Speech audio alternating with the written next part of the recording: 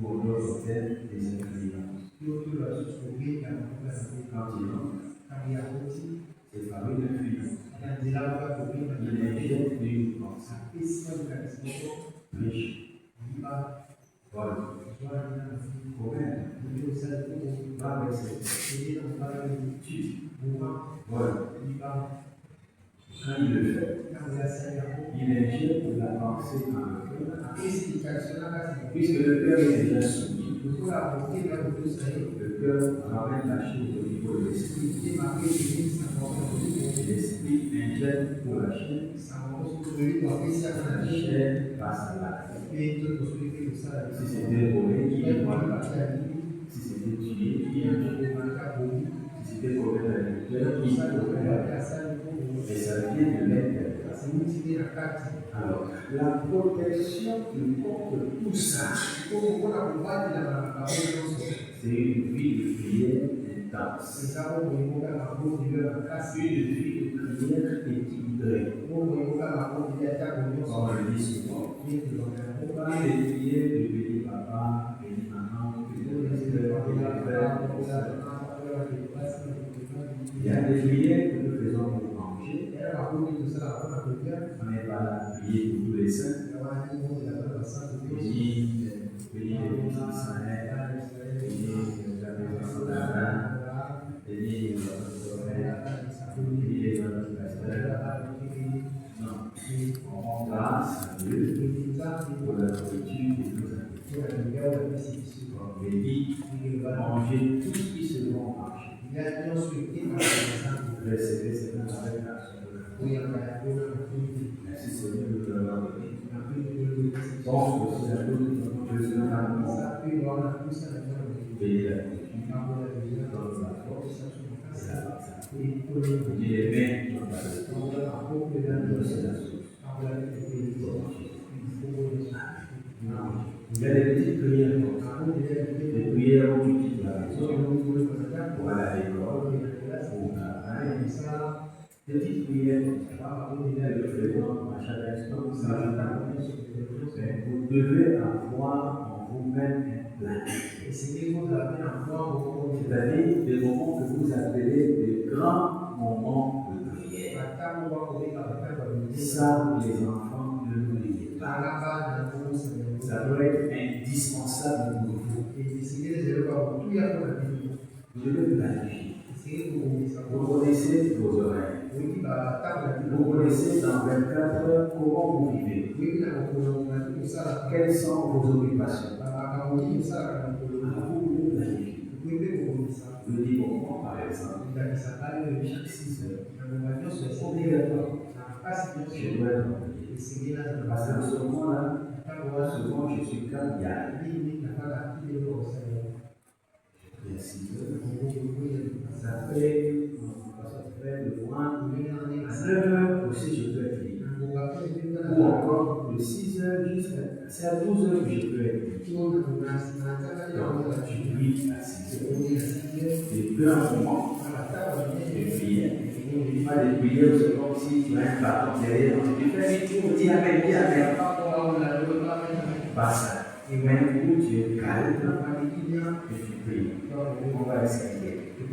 À 12 heures, c'est un grand moment de prière. Et en dehors de 12 heures, le moment où je peux être libre, c'est à 18 heures ou à 19 heures.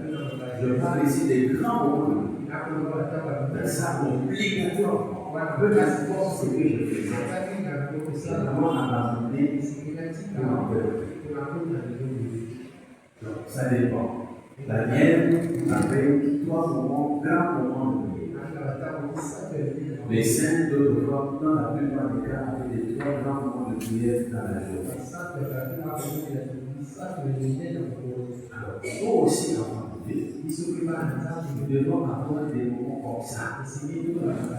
Le Seigneur Jésus, quand vous lisez son histoire, la Bible dit qu'il avait l'habitude de s'éloigner très souvent, se retrouver seul quelque part en prière. Alors, plus vous priez beaucoup, ça vous emmène beaucoup plus dans la présence de Dieu. Le Coran dit que ça fera de vous ce que vous devriez être. Parce que la prière, c'est une force. Cela vous purifie. Cela vous sanctifie. Et ça vous amène à une portée. Et ça fait peut-être souvent communion avec lui. Ça crée une protection de vous. C'est difficile de l'ennemi pénétrer ça pour vous atteindre. Très difficile de l'ennemi pénétrer pour vous atteindre. L'erreur que nous commettons, revenons à vous écoutons, mais nous ne prions pas. C'est ça l'erreur fatale. Vous ne pouvez pas avoir la force rien en écoutant la voix. Vous ne pouvez pas avoir la force en étant fidèle à notre Église. Tout ça, ces choses-là ont leur place. Mais comme Jésus avait dit à Jean-Baptiste, laissons tomber à accomplir toute justice. Il faut tout accomplir. Tu veux être fort spirituellement. N'oubliez pas, quand cela vient, nous rappelons à l'Église. N'oubliez pas que les choses sont avant tout spirituelles. Si vous êtes spirituel, vous avez cette force, vous avez cette capacité de lutter contre les forces du mal. Vous avez la capacité de détruire les choses qui se font contre vous. Vous avez la capacité, la possibilité d'attirer vers vous les faveurs de Dieu. Vous avez vers vous la capacité ou la possibilité de vous faire entendre régulièrement. Parce que Dieu ne fait pas attention aux revenus. Ne fait pas attention aux génisses. Ne fait pas attention aux plaintes. Au contraire, ça l'éloigne. Dieu regarde la foi. C'est toujours par la foi que Dieu agit. Ce n'est pas parce que tu te plains, ce n'est pas parce que tu te lamentes. On t'a donné un moyen de communication à Dieu. Et ce moyen de communication, c'est la prière. La vie entre dans ta chambre. Ferme ta porte. Et prie ton Père qui est là. Entre dans ta chambre. C'est fuir la distance. C'est chercher une intimité. Entre dans ta chambre. C'est avoir une intimité. Ferme ta porte. C'est fuir la distance. C'est l'unique moyen de communication que Dieu a donné à l'homme. On ne t'a pas dit de te plaindre, mais on t'a dit de vous inquiéter, mais en toute chose, faites connaître vos besoins à Dieu par la prière. Les plaintes ne résolvent rien. Les soucis ne résolvent rien. Au contraire, les soucis vous feront mourir. Et physiquement, vous devenez vulnérable aux maladies. Le cancer, AVC, beaucoup d'autres choses. Et beaucoup d'autres choses. Vous serez vulnérable. Maladie qui peuvent vous aborder. Et oui, Dieu peut écouter votre vie. Une fois que vous êtes devenu frère, vous n'arrivez plus à continuer. Au lieu de vous rester là, il peut écouter votre vie. Il a fait une fois avec un frère au lieu de. Le frère était devenu fatigué au fond de lui. Il n'arrivait plus à lutter. Quand il a vu, il dit voilà le vieux fatigue. Ensuite, la terre. Celui qui était devant comment la télévision? Je vous l'ai jamais dit, c'est ça la vérité pour nous. Avec la suite, parce que Dieu voit l'homme au-delà de tout. Il voit ses gémissements, ses plaintes, ses soucis et autres. Il a eu la force de tout. Il a écouté sur ses dieux. Il peut le faire. Il peut vous laisser là. Puisqu'il n'est pas pour vous aider pour qu'on ne comprenne pas. Voyez, pas des autres. Et quand il l'a vu, c'est devant moi que tout ça se passe. Il regarde ce vieux saint Fatima. Il lui a dit ce qu'il avait dit. Je pense qu'il a rien. C'était ça avec le vrai espoir. Parce qu'il était facile. Donc, vous devez faire preuve de courage. Dans la vie, c'est parce que nous n'avons pas beaucoup de temps. Vous devez toujours faire preuve de courage. Si vous remarquez dans Luc chapitre 18, verset 1, l'écrivain a écrit ça avec exprès. Jésus leur donna cette parole pour montrer qu'il faut toujours prier et de consolation. Il vous faut de la persévérance. Vous êtes humain. Dieu n'agit pas au-delà des lois naturelles. Il respecte les règles et les principes de lui-même à l'état. Il peut te prendre et faire de toi président de la vie. Mais tout le monde sera suivi. Tu dois le faire dans le palais pour devenir président. Tu n'as pas été voté. Tu as brisé tout le processus. Il doit respecter le processus. S'il veut faire de toi président de la République, il devra passer par le processus humain. Même sa main est derrière. C'est ça que vous devez voir. Vos prières ne modifient pas le plan. Et c'est ça la difficulté avec l'homme. Ne priez pas pour modifier le plan de Dieu. Le plan de Dieu, c'est la carte. C'est votre destinée. C'est votre destin. C'est le plan imprimé qui ne peut être modifié. Alors, si c'est dans le plan, partant de 2025, il faut que tu te maries dans 5 ans. Ça veut dire en 2030, tu te marieras en 2030. Peu importe tes jeunes, peu importe tes filles, tu te marieras en 2030. Pourquoi? Parce que dans 5 ans, Dieu sait ce qu'il est en train de préparer en toi, ce qu'il est en train de préparer dans ton futur. Ce n'est pas pour laisser comme ça pour le plaisir. Non. Il prépare votre caractère, il prépare ta nature, il prépare ceci, il prépare ça. C'est là où vous mettez ensemble afin que vous viviez en harmonie.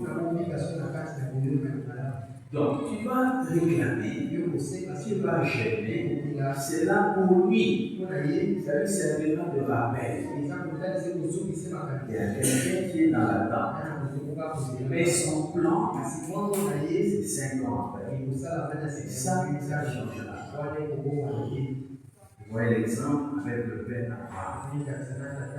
C'était un homme de foi, un homme de courage. Mais malgré tout, Dieu dans son plan, il a fait 27 ans. Et dans ces 27 ans, il a appris beaucoup. Il a beaucoup appris de la part de Dieu. Souvenez-vous que c'était un idolâtre. Donc il faut des choses telles que Dieu les a placées. Ce n'est pas quelqu'un qui est né avec la connaissance de Dieu. On le prend à 75 ans. Mais c'était un idolâtre. Donc, il a fallu que Dieu le taille, le façonne, le brise, l'apprenne beaucoup de choses, le conservant lui Dieu. Comment il est, comment il agit. On ne peut pas donner ça seulement comme ça. Parce qu'il devait être quelqu'un, toute la vérité de l'humanité, tout entier, reposé sur la plaque. Ça devait être un homme bien encadré, bien formé, bien préparé. Parce que s'il forçait, il a baigné l'espoir de l'humanité tout entière détruite. Parce que c'est par lui que le Messie Jésus allait venir. Ce n'était pas quelqu'un de vaille. Dieu a pris son temps, vraiment son temps pour le faire. Et c'est ça la difficulté avec l'homme. Dieu n'est pas pressé dans sa manière de faire. Quand vous priez, il y a des principes. Il faut être vu, il faut être persévérant et patient. Et ensuite, importuné. Pour que ça la et le patient, voilà. Ce sont des grands leaders. Tu pries, tu demandes à l'autre, tu laisses entrer ses mains, tu avances. Parce qu'à chaque jour suffit sa paix. Le lendemain, on va se de lui. C'est ça. Donc, tel que demain, jeudi, Dieu a déjà composé un jeudi de prendre soin de toi. Tu ne t'inquiètes pas pour jeudi. Dieu lui a déjà donné ses ordres. Ce que tu feras chez toi, de midi jusqu'à minuit, c'est ça qu'on appelle la paix de ce jour. Ne vous inquiétez pas pour vous. Il faut être persévérant. Il faut être courageux. Surtout encore. Encore ceux qui ont écouté la parole de Dieu ont écrit. Mais vous vivez maintenant ce qu'ils avaient prévu. Encore aujourd'hui, vous avez encore beaucoup plus besoin de persévérance, beaucoup plus besoin de patience. Parce que le temps dans lequel vous vivez, la vie de Dieu, c'est un temps difficile. Dieu lui-même ne peut rien faire pour changer ça. Il faut ça pour que nous puissions aller en l'air. C'est pourquoi nous disons souvent, vous ne regardez pas aux circonstances. Parce que tout est d'abord spirituel. Quand la chose apparaît, ça veut dire que Dieu a pris son temps, il a regardé, il a pesé, il a regardé ta foi, il a regardé ton cœur, il a regardé le temps, il a regardé les conséquences, il a regardé tout ça. Il dit d'accord, je peux permettre. Parce que Dieu ne peut pas te donner quelque chose qui va t'écraser. Donc, c'est d'abord passer par lui. Il a regardé, est-ce que je peux donner ça? Il regarde l'état de ton âme, il regarde l'état de ta foi, il regarde ta patience, il regarde ta confiance, il regarde tout ça, il regarde ça, je peux le faire. Je sais qu'en fait, maintenant, ça prendra 2 ans. Au bout de 2 ans, il va avoir des pertes. Voilà ce que lui dit. Donc, toi, tu vas traverser cette. Tu souffres, tu pleures. Il sait que là, quand tu vas arriver ici, la piété va s'installer. Mais toi, tu le sais. Et ça, c'est divin. Ça se passe spirituellement. C'est comme ça que Dieu marche. C'est comme ça que Dieu fonctionne. Il agit dans son temps. Il fait les choses dans son temps. Priez, mais persévérer. Insister. Ne soyez jamais désespérés. Dieu n'abandonne jamais ses enfants. Et n'ayez jamais eu pensé pourquoi Dieu m'a abandonné.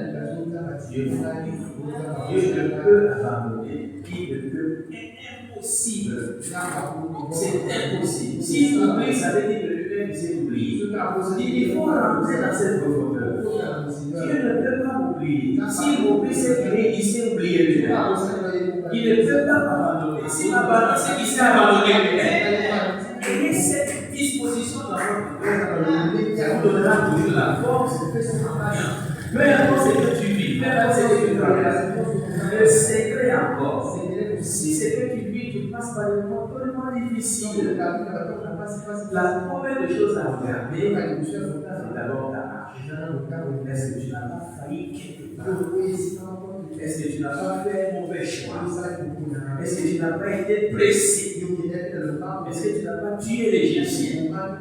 Est-ce que tu n'as pas pris la part de ton héritage trop tôt et tu t'es retrouvé dans un pays lointain en train de vivre dans la débauche?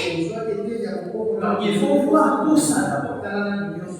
Et si ces choses-là, c'est pas ça, tu n'as pas été pressé, tu as tué. Tu n'as pas pris trop tôt ton héritage, tu vas aller gaspiller cela au nord en vivant dans la débauche. Parce qu'en le faisant, tu vas te retrouver dans des difficultés, ce qui est sûr et certain. Ça n'a rien à voir avec les preuves de Dieu. Ça, c'est une erreur de décision.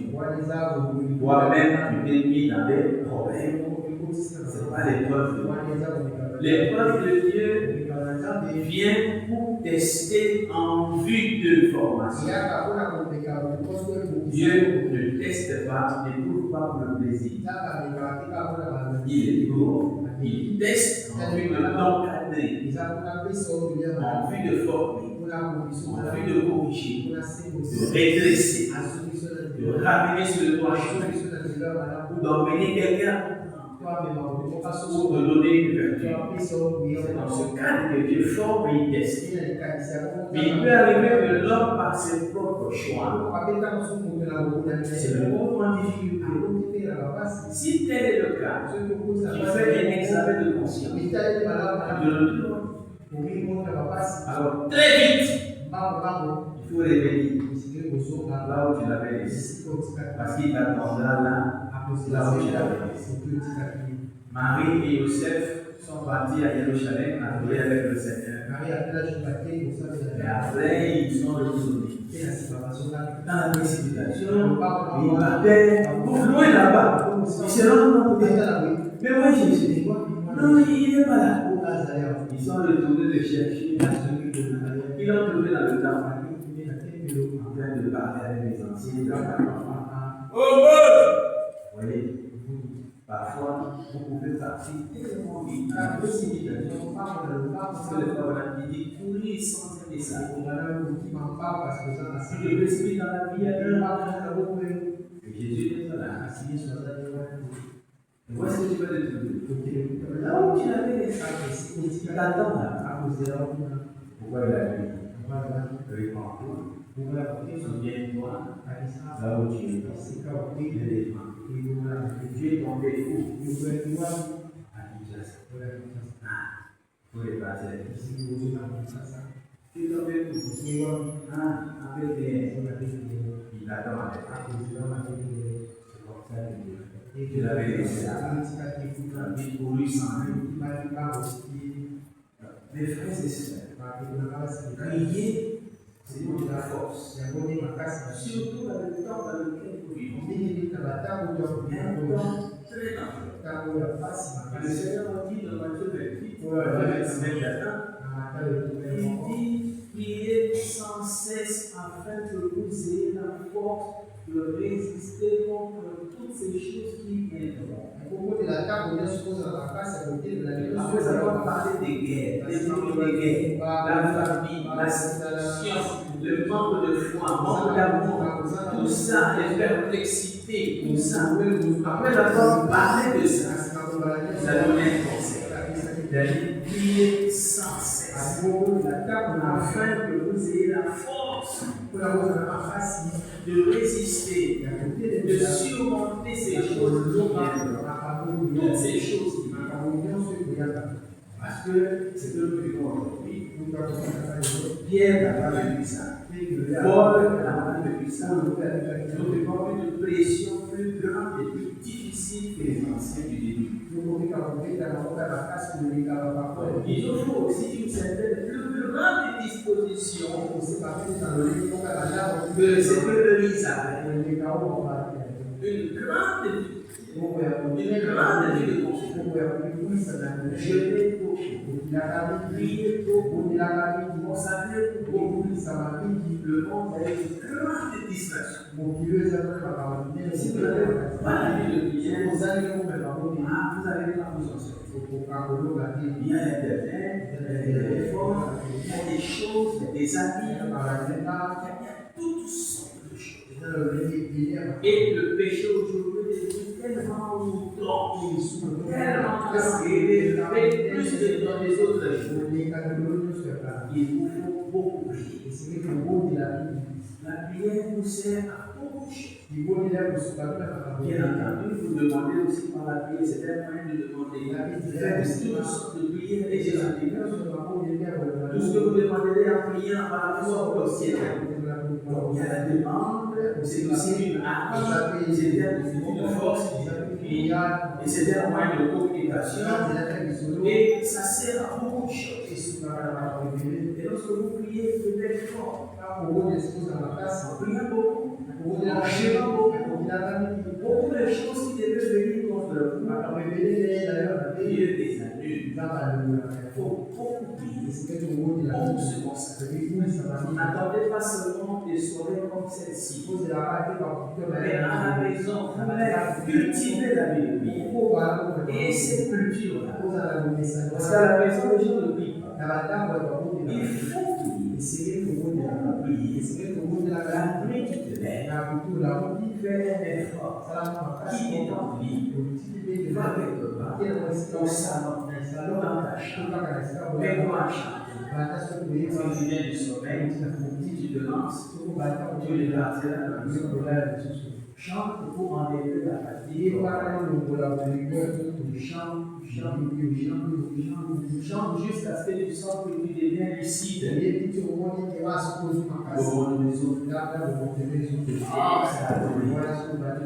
à lever, commence à confesser, commence à demander pardon, commence à pardonner. Et ensuite, une prière d'autorité. Quand on fait la prière d'autorité, on fait appel au verset.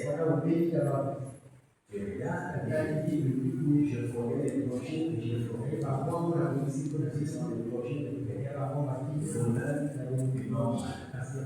L'église dit qu'il n'a pas de projet de paix. Il n'a pas de projet de projet. Tout projet que lui a établi, toi tu détruis ce projet. Et les autres, l'Éternel renverse tous les projets des hommes. Il y a des hommes de mauvais cœur qui ne sont pas sorciers, mais qui subissent les influences des démons. Et ils peuvent vous faire du mal. Tu invoques ce verset. Tous les projets que les hommes ont établis, détruis ces projets. Il y a des armes. Toute arme forgée contre toi sera nulle et sans effet. Je fais appel à ce verset. Il y a des armes. La séduction, la destruction, l'envoûtement, la malédiction, les mauvaises sorts, les paroles de malédiction. Tout ça, ce sont des armes. L'ennemi peut utiliser contre nous des accidents, des maladies, des échecs, tout ça. Ce sont des armes. Tu fais appel à ce verset et tu détruis ces armes que le diable a mis en place. Ce sont des stratégies. Quand tu détruis ces stratégies-là, tu pries sérieusement, tu fais des prières, tu médites, tu dors un peu. 5 heures du matin, 5 heures, ces moments-là sont des moments où l'homme peut parler à Dieu et demander. Le ciel est doux. Les démons sont appartis au lit. Le ciel est ouvert. Alors, dans cette poussée de l'esprit, au renouvellement du jour, il dit que c'est un beau moment de prier. À 5 heures du matin, à 4 heures du matin, tu commences à chanter. Là, maintenant, tu es calme, tu n'es pas pressé, parce qu'il y a beaucoup de gens qui subissent cette pression. Il a fermé les yeux pendant que il dit, mais ça, c'est comme si on te donnait. Et c'est ça qui fait d'abord au fait. Mais papa, et les frères, et les sœurs, et les Amen.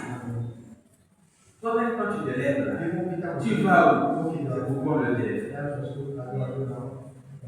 Donc tu as fini vite là, c'est pour aller prendre le téléphone. Qu'est-ce que le téléphone va faire? Et si tu regardes bien, tu vas faire 2 heures du temps en train de faire. C'est là où nous corrigeons notre téléphone. Alors, au lieu de prendre ce temps-là en train de faire toutes sortes de prières et de supplications, c'est le temps qu'il fallait prendre. Tu commences à prier d'abord pour les autres. Soit c'est le schéma. Les autres, si tu es marié, les autres du dehors, les autres de la famille, les autres des connaissances, les autres des frères, les autres des sœurs, les autres du pasteur, les autres de ta femme, les autres des enfants, et toi-même à la dernière position. Si tu suis ce schéma-là, calmement, quand tu ouvriras les yeux, tu vas voir ta famille. Tu vas faire 2 heures. Et la Bible dit prier pour tout le monde, car cela est la volonté de Dieu qui veut que les hommes parviennent au salut. Priez pour tous les saints, priez pour tous ceux qui sont élevés en dignité, priez pour le roi, c'est prier à la parole de Dieu. Prie pour le président, prie pour ton pays, prie pour le gouvernement, parce que votre avenir dépend de la paix dans votre pays. Le Seigneur a envoyé Israël dans ce pays, il a dit priez pour votre là où je vous envoie, car votre avenir en dépend. C'est ça qu'on appelle faire toutes sortes de prières et de ne pas être égoïste dans ces prières. Et là, tu finis. Dis Amen. Dis Seigneur, j'ai parlé pour maintenant. Mais tout dépend de ton temps et de ta volonté. Et alors, dis Amen. Ça veut dire quoi? Tu es au milieu. Si Dieu apporte ça aujourd'hui, voilà dire. Tu le fais demain, voilà dire. Tu vas faire dans une semaine, tu le fais dans une semaine, voilà dire. Tu vas faire dans un mois, tu le feras dans un mois, tu vas faire dans une année, voilà dire. Tu vas faire dans 10 ans, dans 10 ans, puisque j'avais dit que la volonté soit, tu n'as pas de plaindre. Tu es mis dans une position où tu attends que Dieu fasse sur toi ça. Voilà. C'est comme ça qu'il faut être. Aimer la prière. Priez pour vos maisons. Priez pour vos maris. Priez pour vos enfants. Priez pour vos filles. Remettez ces choses-là à Dieu. Et travaillez. Si souvent le demander, soyez honnête dans votre commerce. Priez pour lui, priez pour vos enfants, priez. Avec Dieu, il faut accomplir toute justice. Toute justice. Tu travailles quelque part, tu as un petit salaire, mais prélever toujours la part de Dieu. J'enlève sa part, mais tu avances. Le besoin de bénir, Dieu se débat. Tu ne vis pas à l'école, va à l'école. Étudie tes leçons. Donne-toi à fond. Parce que c'est tout ce que tu as fait pendant ce moment-là. C'est étudier, réussir dans tes études. C'est ça, plus tard qui te permettra d'avoir des opportunités. Tu vends quelque part, vends bien, sois sérieux dans ton commerce. Tu travailles quelque part, sois sérieux dans ton travail. C'est comme ça, tu sais. c'est là où ça vit. Mais l'enfant de Dieu n'est pas négligent. Il n'est pas négligent. C'est quelqu'un de sérieux. Parce qu'il est fait. Et quand vous priez, priez aussi sérieux. Quand vous travaillez aussi sérieux. Si vous vendez quelque part, vous vendez aussi sérieux. Soyez sérieux, soyez bon dans ce que vous faites. Et remettez tous vos besoins. Et le Seigneur va s'attendre. Vous donner la force. Soyez fort. Tout se règle dans la vie. Est-ce que vous m'avez suivi? Que le Seigneur vous bénisse. Alors, nous allons nous lever pour nous prier. Je viens ici pour vous dire lui qui connaît le lieu de je laisse